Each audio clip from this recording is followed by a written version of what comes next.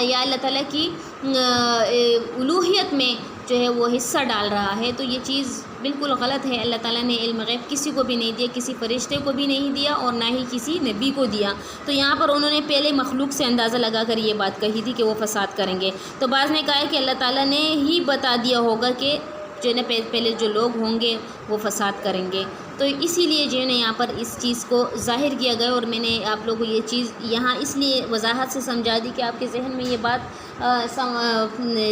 آپ کو مطلب یہ چیز سمجھ میں آ جائے، کوئی اشکال آپ کے ذہن میں نہ پیش ہو۔ تو یہاں پر کیا تھا کہ کس چیز کا اللہ تعالیٰ نے آدم علیہ السلام کو جو ہے علم دیا۔ پہلے میں آپ لوگوں کو یہ بتانا چاہتی ہوں کہ علم کس چیز کا دیا۔ دنیاوی اشیاء جو تھی، دنیاوی جو سامان، کھانے پینے کا سامان ہوا، اسی طرح یہ برتن وغیرہ، اس کے علاوہ جو ہے جو ہم استعمال میں لاتے ہیں، ان تمام اشیاء کا علم اللہ تعالیٰ نے آدم علیہ السلام کو دیا نا، کیونکہ وہ انسان تھے، انسان کو اس چیز کی ضرورت پڑتی ہے، اور فرشتے جو تھے وہ تو اللہ تعالیٰ کی نوری مخلوق جن کو ان چیزوں کی ضرورت نہیں پڑتی، جن کو ان چیزوں کی بالکل بھی ضرورت نہیں پڑتی، تو اس لیے ان کو اس چیز کا علم بھی نہیں تھا۔ تو اللہ تعالیٰ نے کیا دیا علم؟ اللہ تعالیٰ نے آدم علیہ السلام کو وَعَلَّمَ آدَمَ الْأَسْمَاءَ، آیت نمبر 31 یعنی 31 آیت کا ہم آگے وضاحت کہ اللہ نے جب آدم علیہ السلام کو بنایا، اور پھر جو ہے اللہ تعالیٰ نے آدم علیہ السلام کو ان تمام چیزوں کے ناموں کا علم دیا، یعنی وَعَلَّمَ آدَمَ الْأَسْمَاءَ كُلَّهَا ثُمَّ عَرَضَهُمْ عَلَى الْمَلَائِكَةِ، جب اللہ تعالیٰ نے آدم علیہ السلام کو تمام نام سکھا دیے، یعنی تمام چیزوں کے نام، جتنے بھی چیزیں یعنی دنیا میں استعمال ہونے والی چیزیں، برتن ہوئے اور استعمال کی جتنے انسانوں کے استعمال میں آتی ہے وہ چیزیں، تو اللہ تعالیٰ نے آدم علیہ السلام کو علم دیا، اور پھر اللہ تعالیٰ نے کہا علی الملکین، یعنی کہ تم ان تمام ناموں کو، ان تمام چیزوں کے ناموں کو ملائکہ جو فرشتے ہیں ان پر پیش کرو، ان کو بتا دو۔ فقال انبئونی باسماء ہؤلاء ان کنتم صادقین، تو فرشتوں کے سامنے اللہ تعالیٰ نے کہا ان کو پیش کرو، پھر فرمایا اگر تم سچے ہو تو ان چیزوں کے نام بتاؤ۔ اللہ تعالیٰ نے فرشتوں سے کہا نا کہ تم کہتے ہو کہ وہ لوگ فساد کریں گے، وہ زمین میں فساد پھیلائیں گے، تو تم اس بات میں اگر سچے ہو تو مجھے ان چیزوں کے نام بتاؤ جو میں نے آدم علیہ السلام کو سکھائے۔ تم جانتے ہو یہ کس چیز کے استعمال کے لیے چیزیں ہوتی ہیں؟ جب آدم علیہ السلام کو اللہ نے علم دیا کہ یہ برتن ہے، یہ اس چیز کے لیے استعمال ہوتا ہے، یہ چیز ہے، یا یہ بستر ہے، یا یہ سب کچھ جتنے اشیاء استعمال میں آتی ہے انسان کی، تو فرشتوں کو تو اس چیز کا علم نہیں تھا، تو اللہ تعالیٰ نے جو ہے آدم علیہ السلام کو اس چیز کا علم دیا، اور پھر آدم علیہ السلام کو کہا کہ ان کو فرشتوں کے سامنے پیش کرو، اور پھر فرشتوں سے پوچھو کہ یہ کیا چیزیں ہیں، ٹھیک ہے، یہ کیا چیزیں ہیں، اگر تم سچے ہو تو اس چیزوں کے نام بتاؤ۔ تو انہوں نے کیا کہا فرشتوں نے؟ آیت نمبر 32 میں کہ قالوا سبحانک لا علم لنا الا ما علمتنا، ان سب نے کیا کہا کہ سبحانک، پاک ہے تو، لا علم لنا، نہیں ہمارے پاس علم مگر وہ علم جو تو نے ہمیں سکھایا، یعنی ہمارے پاس کوئی علم نہیں ہے مگر وہی علم جو تو نے ہمیں سکھایا، انک انت العلیم الحکیم، بے شک تو علم والا ہے اور حکمت والا ہے۔ یعنی جب ان کو یہ نام بتا دیے گئے کہ یہ چیزیں ہیں، یا ظاہر سی بات ہے وہ تو نوری مخلوق ہے، ان کو تو ان چیزوں کی ضرورت نہیں پڑتی، انسانوں کو تو پڑتی ہے، تو جب ان کو ان چیزوں کے نام بتا دیے تو انہوں نے کیا کہا کہ اللہ ہمیں تو اس چیز کا علم نہیں ہے، ہم نہیں جانتے، یہ تو وہی ہمارے پاس تو وہی علم ہے جو تو نے ہمیں سکھایا ہے۔ پھر کیا کہا اللہ تعالیٰ نے آیت نمبر 33 میں، یا قال یا آدم انبئہم باسمائہم، آدم علیہ السلام، اللہ تعالیٰ نے آدم علیہ السلام سے فرمایا تم ان تمام چیزوں کے نام ان کو بتا دو، جو میں نے آپ کو بتائے ہیں، جو استعمال کی چیزیں ہیں ان کو علم دو اس چیز کا، جو نے بتا دو انہیں۔ فلما انبأہم باسمائہم، پس جب انہوں نے بتا دیے، پس انہوں نے تمام چیزوں کے نام آدم علیہ السلام نے ان کو بتا دیے، تو کہا الم اقل لکم انی اعلم، اللہ نے کیا فرمایا پھر؟ قال، اللہ نے فرمایا الم، کیا میں نے نہیں کہا تھا، کیا الم اقل لکم، کیا میں نے نہیں کہا تھا تمہیں کہ انی اعلم، کہ بے شک میں زیادہ جانتا ہوں غیب السماوات، پوشیدہ باتیں آسمانوں کی اور زمین کی، وَأَعْلَمُ مَا تُبْدُونَ وَمَا كُنْتُمْ تَكْتُمُونَ، اور میں جانتا ہوں وہ جو تم چھپاتے ہو، جو تم ظاہر کرتے ہو اور جو تم چھپاتے ہو، یعنی ما تبدون وما کنتم تکتمون، وہ جو تم جو ہے ظاہر کرتے ہو اور جو تم چھپاتے ہو۔ تو یہاں پر یہ چیز واضح ہو گئی کہ ہم اس چیز پر بھروسہ نہیں کر سکتے ہیں کہ فلاں بندے کے پاس کل کی بات کا علم ہے، فلاں بندہ کل کا علم جانتا ہے، یہ بالکل غلط ہے سراسر کہ جو ہے علم غیب اللہ تعالیٰ نے کسی فرشتے کو، کسی نبی کو، کسی ولی کو، کسی کو بھی جو ہے علم غیب نہیں دیا۔ اگر علم غیب دیا ہوتا تو آپ صلی اللہ علیہ وسلم پر اللہ تعالیٰ وہی کبھی نازل نہیں فرماتا۔ دوسری بات، اگر اللہ تعالیٰ نے انسان کو علم غیب دیا ہوتا یا کسی نبی کو علم غیب دیا ہوتا تو حضرت عائشہ رضی اللہ تعالیٰ عنہا پہ تہمت لگی محمد صلی اللہ علیہ وسلم پر، جو ہے جب محمد صلی اللہ علیہ وسلم واقعہ عفق کا جو آگے آئے گا ہم پڑھیں گے، تو جب حضرت عائشہ پر تہمت لگی تو ان کو علم نہیں تھا، وحی کے ذریعے اللہ تعالیٰ نے ان کو بتایا۔ اگر ان کو علم غیب ہوتا تو ان کو پتہ چل جاتا کہ میری بیوی حضرت عائشہ پاک ہے، اس پر جو تہمت لگی ہے وہ غلط ہے، تو علم غیب ان کے پاس بھی نہیں تھا، تو ہم یہ دعویٰ نہیں کر سکتے ہیں کہ دنیا میں کسی کے پاس علم غیب ہے۔ سراسر غلط ہے، اور جو کوئی یہ دعویٰ کرتا ہے تو وہ اسلام سے بہت دور ہے۔ تو کوئی بھی یہ دعویٰ نہیں کر سکتا کہ کسی کے پاس یا میرے پاس یا کسی کے پاس بھی علم غیب ہے یا علم ہے جو کل کی بات بتا سکتا ہے۔ ہمیں تو یہ نہیں پتہ کہ ایک سیکنڈ کے بعد ہمارے ساتھ کیا ہونے والا ہے، ہمیں نہیں پتہ کہ جو ہے ہم پلک جھپکتے ہی یا تو ہمیں موت آ جائے گی یا ہمیں کچھ ہو جائے گا۔ تو یہ سراسر جو ہے بالکل غلط بات اور بالکل تعویلی بات ہے جو اپنے آپ سے لوگ کرتے ہیں، تو بالکل غلط ہے۔ یہاں پر جو ہے اس چیز کو واضح کیا گیا اور کوئی اس چیز کا دعویٰ کر بھی نہیں سکتے۔ تو یہاں پر اللہ نے کہا نا فرشتوں سے کہ الم اقل لکم انی اعلم غیب السماوات والارض، کہ میں نے آپ سے نہیں کہا تھا کہ میں غیب پوشیدہ باتیں جانتا ہوں آسمانوں کی اور زمین کی، اور میں وہ چیزیں جانتا ہوں جو تم ظاہر کرتے ہو اور جو تم چھپاتے ہو۔ تو اس سے بڑی دلیل کسی کے لیے کوئی بات نہیں ہے کہ کوئی کہتا ہے کہ میرے پاس علم غیب ہے، یا میں جانتا ہوں کہ تمہارے ساتھ کیا ہوا ہے، یا میں جانتا ہوں کہ تمہارے ساتھ کیا ہونے والا ہے۔ تو یہ سراسر شیطانی اعمال ہے جو شیاطین کے ذریعے سے ان چیزوں کا علم لگایا جاتا ہے اور جو ہے پتہ لگایا جاتا ہے، اور اس کے بعد ان کو اس کا علم دیا جاتا ہے۔ تو اس سے جو ہے خاص طور پر اس چیز سے بچنا چاہیے۔ آگے ہم پڑھیں گے آیت نمبر 34 میں اللہ تعالیٰ نے وَإِذْ قَالَ لِلْمَلَائِكَةِ اسْجُدُوا لِآدَمَ فَسَجَدُوا إِلَّا إِبْلِيسَ أَبَىٰ وَاسْتَكْبَرَ وَكَانَ مِنَ الْكَافِرِينَ، اور جب کہا ہم نے للملائک فرشتوں کے لیے سجدہ کرو، آدم علیہ السلام کے لیے، فَسَجَدُوا إِلَّا إِبْلِيسَ، سب فرشتوں نے سجدہ کیا لیکن ابلیس نے نہیں کیا، انکار کیا، واستکبر، تکبر کیا، وَكَانَ مِنَ الْكَافِرِينَ، اور وہ ہو گیا کافرین میں سے، انکار کرنے والوں میں سے ہو گیا۔ تو یہاں پر بھی خاص اس چیز کی وضاحت ہے کہ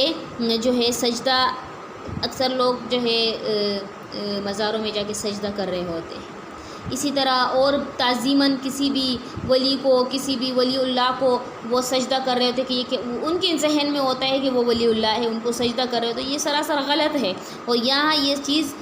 وضاحت اس میں جو ہے ہو گئی ہے اس بات کی۔ پھر یہ دلیل لوگ دیتے ہیں کہ آدم علیہ السلام کو بھی تو اللہ تعالیٰ نے کہا تھا فرشتوں کو کہ سجدہ کرو۔ تو اس چیز کے بارے میں آپ کو خاص سمجھانا چاہتی ہوں کہ سجدہ کرنا صرف یہ بات نہیں ہے کہ سجدہ کرنا جو ہے انسان کے لیے جو ہے اس چیز کی یہ صرف اور صرف علمی فضیلت کے بعد حضرت آدم علیہ السلام کی یہ دوسری تکریم ہوئی۔ یعنی علمی فضیلت پہلے کیا تھا؟ پہلی فضیلت یہ تھی کہ اللہ تعالیٰ نے تمام چیزوں کے ناموں کا علم دیا، اور پھر اس علم کو اللہ تعالیٰ نے کہا کہ فرشتوں کو۔ دوسری فضیلت کیا ہے؟ یہ ہے کہ جو ہے سجدہ کے معنی، یعنی خصوصاً میں آپ کو سجدے کے معنی سمجھاؤں کہ سجدہ کے معنی کس چیز کو کہتے ہیں۔ خشوع خضوع، اپنا جو کہتے ہیں نا کہ انسان کا سب سے اونچی جگہ جو ہے ماتا ہی ہے نا، وہ اللہ کے دربار میں جھکتا ہے، اور یہ صرف اللہ کے لیے جائز ہے۔ تو اس کو کہتے ہیں خشوع خضوع اور اللہ کے لیے عاجزی کرنا۔ یعنی یہ کیا ہے؟ زمین پر پیشانی کا ٹھکا دینا، یہ اللہ تعالیٰ کے لیے یہ خشوع خضوع کہلاتا ہے۔ یہ سجدہ شریعت اسلامیہ میں اللہ تعالیٰ کے سوا کسی کے لیے جائز نہیں، یعنی سجدہ کسی کے لیے جائز نہیں۔ نبی کریم صلی اللہ علیہ وسلم کا مشہور فرمان ہے کہ اگر سجدہ کسی اور کے لیے جائز ہوتا تو میں عورت کو حکم دیتا کہ وہ اپنے خاوند کو سجدہ کرے۔ تو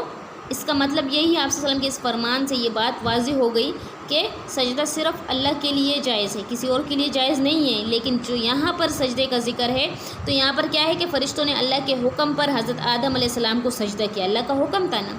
اللہ نے حکم دیا تو تمام فرشتوں نے سجدہ، جس سے ان کی تکریم اور ان کی فضیلت فرشتوں پر واضح کر دی گئی کہ انسان کی عزت اور انسان کا مرتبہ کیا ہے، کیونکہ یہ سجدہ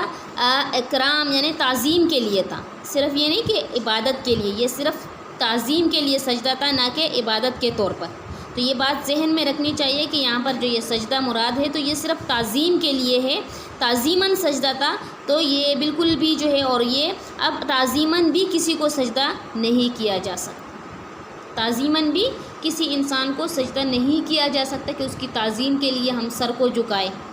اور یا سر کو جو ہے اس کے لیے جو ہے وہ کریں، تو یہ غلط ہے۔ پہلے یہ صرف آدم علیہ السلام کی تعظیم کے لیے اللہ تعالیٰ نے حکم دیا تھا فرشتوں کے لیے، اور اس کے بعد یہ تعظیماً سجدہ بھی بالکل جائز نہیں ہے۔ تو یہاں پر ابلیس نے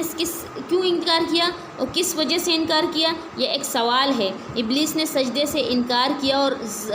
جو ہے وہ کیا ہوا، راندہ ہوا، دتکارا ہوا، جو ہے وہ اللہ تعالیٰ نے اس کو کہا کہ تو راندہ ہوا، دتکارا ہوا ہے۔ تو ابلیس حسب صراحت قرآن جنات میں سے تھا، یعنی قرآن کی جو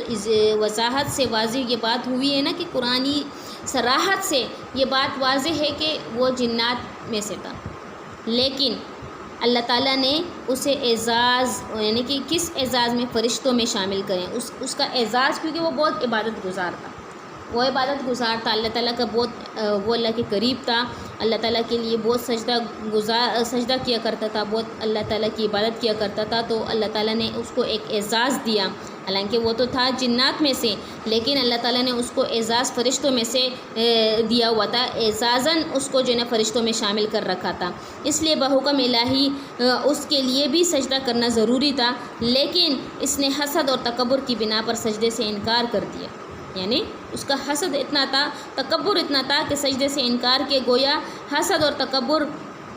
ایسا گناہ ہے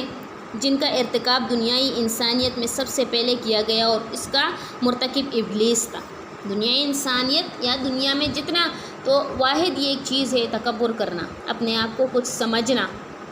کہ میں کچھ ہوں، یا بندہ کہتا ہے کہ میرے پاس یہ مال ہے تو یہ میری اپنی محنت سے کمایا ہوا ہے، تو ہمیں اس چیز کے بارے میں خصوصاً سوچنا چاہیے اور اس بات پر غور کرنا چاہیے آیا یہ چیز ہمارے اندر پائی جاتی ہے یا نہیں۔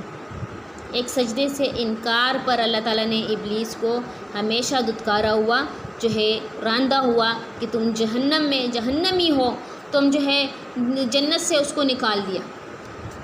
تو کیا یہ چیز جائز ہے؟ ہم سوچیں گے، ہم اپنی زندگیوں پر نظر ڈالیں گے، کیا ہم اپنے آپ سے حقیر لوگوں کو سمجھتے ہیں؟ دوسروں کو دیکھیں نا، انسان کوئی تھوڑا کم تر ہو تو وہ اس کو حقیر سمجھتے ہیں، اس کو کوئی اہمیت نہیں دیتے۔ یہ بات ذہن نشین رکھے اور ذہن میں یہ بات لازمی جو ہے ڈال دیں کہ ہم اکثر ایسے لوگوں کو دیکھتے ہیں جو جن کا کوئی نام و نشان دنیا میں نہیں ہوتا، بہت غریب ہوتے ہیں، یا ویسے بھی جو ہے ایسے ہوتے ہیں کہ دنیا میں اس کا کوئی اہمیت نہیں ہوتی، لیکن اللہ تعالیٰ اس اللہ کی نظر میں اس کی بہت اہمیت ہوتی ہے، اس کا ذکر آسمانوں پر ہوتا ہے، فرشتوں کی محفلوں میں اس کا نام ذکر ہوتا ہے۔ تو ہمیں سوچنا چاہیے کہ اگر اللہ نے ہمیں مال دیا، یا ہمارے پاس کچھ ہے، یا ہم کسی لائق ہے، یا ہمارا نام ہے اس دنیا میں، تو ہم یہ نہیں کہہ سکتے ہیں کہ یہ ہماری اپنی محنت ہے یا ہماری اپنی جو ہے ہم نے خود کیا ہے۔ ہم یہ کہیں گے کہ یہ اللہ کے فضل سے ہے، اللہ نے ہمیں یہ شہرت دی، اللہ نے ہمیں اگر یہ مال دیا، یا ہمیں اللہ تعالیٰ نے اتنی فراوانی دی، تو یہ اللہ تعالیٰ کا فضل ہے، یہ اللہ تعالیٰ کی فضل سے ہوا، اگر یہ اللہ کا فضل نہ ہوتا تو ہم کچھ نہیں کر سکتے۔ تو یہ چیز جو عام میں نے لوگوں میں دیکھی ہے تکبر ہے۔ خصوصاً میں نے جو ہے اس چیز کو نوٹ کیا ہے اکثر لوگوں میں، اکثر لوگوں سے کبھی میری ملاقات بھی ہوئی ہو یا میں نے سنا بھی کسی سے، تو بہت افسوس ہوتا ہے اس بات پر کہ یہ تکبر ایک ایسی چیز ہے جو انسان کو، اللہ تعالیٰ نے فرمایا نا کہ تکبر میری چادر ہے، جس نے تکبر کیا تو سمجھو اس نے میری چادر کھینچی۔ تو تکبر صرف اللہ تعالیٰ کے لیے، کبریائی صرف اللہ کے ذات کے لیے خاص ہے، کسی انسان کے لیے یہ جائز نہیں ہے کہ وہ تکبر کرے اور یا پھر جو ہے وہ اللہ تعالیٰ کے دیے ہوئے مال پر خود جو ہے وہ انا کرے کہ بھئی یہ میں نے خود محنت کی ہے یا میں نے خود جو ہے اس پر وہ کیا ہے۔ تو خصوصاً یہ چیز ہمیں اپنے آپ میں نوٹ کرنی چاہیے کہ آیا ہمارے اندر یہ چیز پائی جا رہی ہے یا نہیں۔ تو ہمیں اپنی زندگیوں پر نظر ڈالنی ہے۔ قرآن کو پڑھنے کا مقصد ہمارا یہ نہیں ہوتا کہ ہم نے سن لیا تو بس سننے تک ہمارا محدود تھا۔ سننا یا ہمارا پڑھانا یا ہمارا سمجھانا، اس مقصد یہی ہوتا ہے کہ ہم اس کو سمجھیں اور اس پر عمل کرنے کی کوشش کریں اور ہم نے اپنی زندگیوں پر غور کریں کہ ہاں ہم میں کیا کمی ہے، ہمیں کس چیز کی کمی ہے، ہم کون سی چیز ایسی جو ہے نا ہمارے اندر موجود ہے جو اللہ اور اللہ کے رسول کے خلاف ہم کر رہے ہیں۔ تو قرآن اس لیے نہیں کہ بس یہ پچھلے لوگوں کی قصے کہانیاں ہیں یا پچھلے جو ہے نا واقعات ہیں، تو اگر ان میں پچھلے لوگوں کے واقعات کو بیان کیا گیا ہے تو اس میں ہمارے لیے نصیحت اور ہمیں آگاہ کیا گیا ہے کہ تم لوگ بھی ایسا کرو گے، تم لوگوں کے اندر بھی ایسے اعمال ہوں گے تو تم لوگ بھی سیدھے راستے سے بھٹک جاؤ گے۔ سیدھا راستہ جو ہے آپ لوگوں کے بالکل نظر سے اوجھل ہو جائے گا اگر ان کے راستے پر چلو گے۔ تو یہ نہیں کہ یہ صرف ان کی کہانیاں ہیں تو ہم نے سن لی، بس سننے تک محدود کر لیا، نہیں، اس کو سمجھنا ہے، اپنی زندگیوں میں اپنے اعمال کا محاسبہ کرنا ہے۔ تو اپنا محاسبہ کرنا ہے، ہم اپنی زندگیوں پر غور کرنا ہے، قرآن کی ایک ایک آیات۔ آپ کو میں بتا دوں، صحابہ کرام جب آپ صلی اللہ علیہ وسلم سے کوئی حدیث یا کوئی آیت سنتے تھے اور جب کبھی کوئی آیت وہ سنتے تھے تو اگلی آیت سے آگے نہیں جاتے تھے، اگلی آیت نہیں پڑھتے تھے۔ کس وجہ سے نہیں پڑھتے تھے؟ اس وجہ سے نہیں پڑھتے تھے کہ پچھلے جو ہم نے آیت پڑھی اس پر ہم عمل پیرا ہو جائے تو اگلی آیت تب پڑھیں گے، تو تب تک وہ دوسری آیت نہیں پڑھتے تھے جب تک پہلے والی آیات پر مکمل عمل نہیں کر لیتے۔ تو یہ قرآن پاک جو ہے اللہ تعالیٰ نے ہمارے لیے ایک روشنی بھیجی ہے جس سے ہماری زندگیوں کی رہنمائی ہوتی ہے۔ تو اللہ تعالیٰ ہم سب کو اس پر عمل کی توفیق دے اور اللہ تعالیٰ جو ہے اس کو سمجھنے کی توفیق دے۔ السلام علیکم ورحمۃ اللہ وبرکاتہ۔